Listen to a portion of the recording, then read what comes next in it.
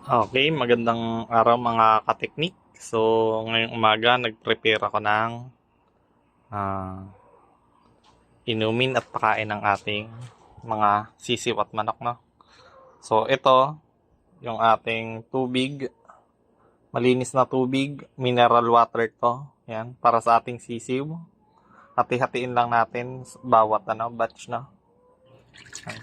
So, ito pala kaya kulay ganito ang kulay. May molasses to, no? Yung molasses, siguro ang pinaka nakukuha kong benefit sa kanya yung ah, hindi madaling kapitan ng sakit yung ating manok, no? Ayan. So, yun yung pinaka gusto ko sa molasses. Pangalawa, siguro dagdag timbang, no? Kasi mataas to sa protina. Ayan. So, ito molasses, yan. Okay. Iwan muna natin yan. So, samahan nyo ako mag-prepare naman ng patoka, no?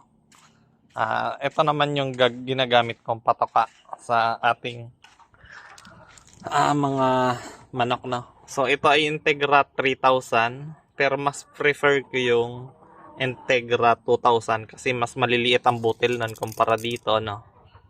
Yan. Kung makikita mo, sobrang laki ng butil, pero kaya naman to ng 3 months to end up na manok, no? Kaya naman. Pero mas prefer ko lang gamitin yung Integra 2000 dahil kasi medyo makalat yung manok kumain, no? Lalo na kung battery cage type yung iyong gamit. Pag ito tumalsik ganito kalalaki, sayang, no? So ito, Integra 3000, ang ginagamit ko or 2000, nilalagyan ko ng ating ito, ano sisical powder ba ang base dyan. Yan. Yan ang ginagamit natin. Calcium, vitamin A, D3, vitamin E. Yan. Para sa buto, pang-absorb ng calcium, vitamin A, no? Para hindi sakitin. Yan. Ferrous, iodine, manganese, copper, at saka zinc. No? Importante yan sa manok. Pwede ito sa baboy, sa manok, baka, rabbit, kambing, tsaka kabayo. Yan. Nakalagyan naman. Tsaka yung iba pang uri ng hayop, no? Mga baka, kalabaw, pwede yan. Pinapakain nyo ng hinahalo lang naman ito sa sa akin tansya-tansya lang, no? Pero nakalagay dito parang 5 milligram or 10 milligram hinahalo sa 14 kilos yata. Pero ako tansya-tansya lang, no? Ayan, ganyan lang ako mag-spray. Balik na natin. Sobra. Sasaluin mo lang ng gusto. Ayan. Okay. O, ganyan lang. Haluin lang. Kakapit na yan ng iba sa feeds, no? Ayan, o. Medyo maputi na, di ba? Kumpara kanina. Ibig sabihin, may konti na yung sprinkle ng powder na ating nilagay. Ayan. Okay, iwan muna natin to. Mamaya tayo magpatoka na malaki. Unahin natin yung sisiw, no? So, balik tayo dito sa inumin ng ating mga sisiw, no? So, yun. May mga nabenta na rin tayo. Kahit konti lang, at least nakapag-umpisa na tayo magbenta, no? At sana dire-diretso na yun, no? Hirapan ako magsara.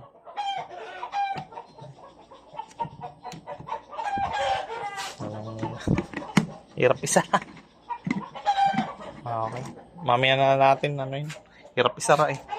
So punta na lang muna tayo doon sa kwarto ng mga sisiw natin, no? Pakita ko sa inyo. Di bali ang mga alaga ko dito. So yan, nasa loob ng bahay ang ating brooding house. Yung hindi naman ginagamit na part ang gamit ko, no? Ito. So andito yung ating mga sisiw. So papansin nyo, konti na lang, nabenta na rin yung iba eh. Yan. So dyan ay may yan, light Brahma, tsaka Paraukan, no? Kilala ko naman dyan yung mga Shamo Asil at yung Luano. Tsaka yung iba pa nating native. Yan.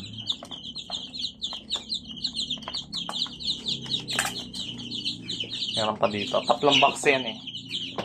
Kaya. So, yan. Per batch yan. Per batch. Meron pa dito. Patay na yata yung isa. Check natin. Buhay pa. Natutulog lang. So, dito, marami-rami na rin yung nabawas natin. Marami-rami na din yung bumili, no? So, check natin dito sa ating incubator. Ang gamit kong incubator ay yung ref, no? So, ito. Ayan. So, 2 layers pa lang. Bibili pa lang ako ng isa pang layer mamaya. Order ako sa Lazada. Itong taas na napisa na. Kahapon yata. Tapos ito, yung ating mga, yan, medyo madami-dami pa, no? Nakasalang. Siguro nasa 30 plus pa yata ito, no? Yan.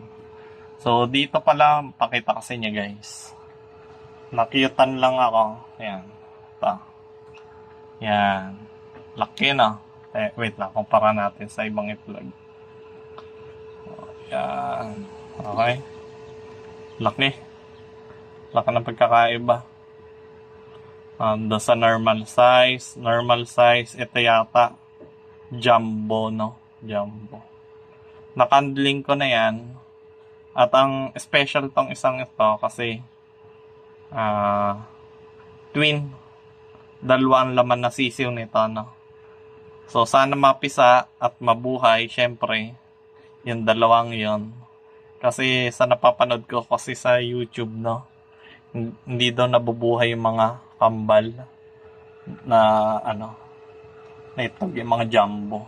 So yun, nagkanling ako kahapon, buhay pa naman yung dalawa, pero sana mapisa ng ayos, no? Para gawin natin pampaswerte. Kasi swerte daw yung mas swerte yung mga kambal, no? So dito ay tambahin natin ang ilaw. Yan. Okay. Mas maganda. So, nakalagay naman kung anong klase. Ayan. Par for parehog. Ang ibig sabihin yan, ito yung mga kakatayin natin. Ito yung manok galing parehog. Kaya par parehog. Tapos ito, B. Yan, nakahiwalay na. Magkakasama yan. Ito, unfertile, no? Ayan. Hindi yan fertilize. Na-check ko na yan kahapon. Hiniwalay ko lang kanina. So, B for Brahma. Yan. Yan. P for Paraukan. Yan. So, meron dito tatlong klase ngayon, no? Paraukan. Yung parehog natin. Ito. Tsaka yung Brahma, no? So, nakatutok talaga ako dito. Guys, na kaya alam ko kada pisa, alam ko kung anong uri at saka halata naman sa itsura. Tulad dito, no? Maliit ang sisiw. Ito may balahibo sa paa, magaganda to. Yung Paraukan, malalaki siya na klase ng sisiw. Yan. Pakita ko sa inyo yung klase ng sisiw na napisa natin kahapon na kung gaano kalaki. Hanap tayo dito. Ito. Alin ba dito?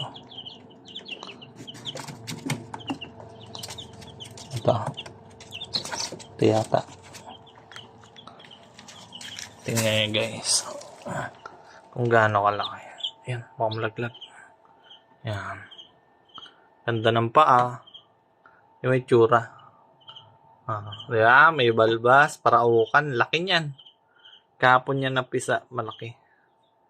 Ayan. Ganda, diba? Ganda.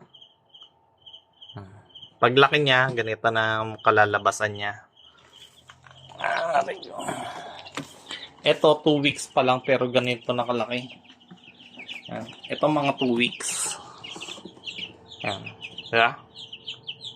Ganda. Lapit natin.